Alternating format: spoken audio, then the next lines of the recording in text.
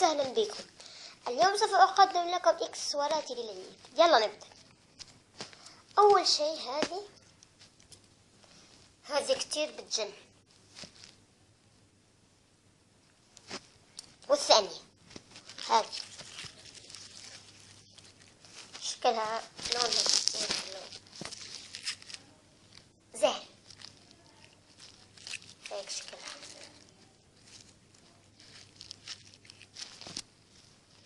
هذه كتير حلوة، شوف.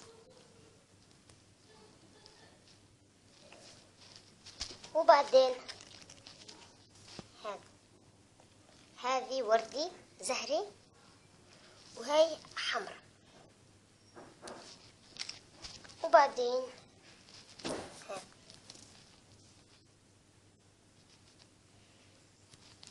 عجبتني كتير.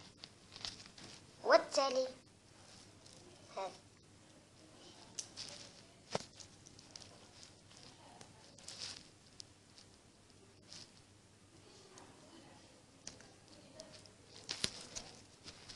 وهذه هي بتيجي في اليد.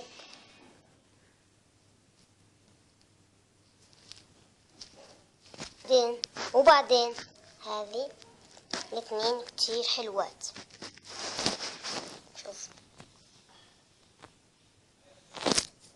وهذه كتير عجبتني، هيك فيها شكل هذا.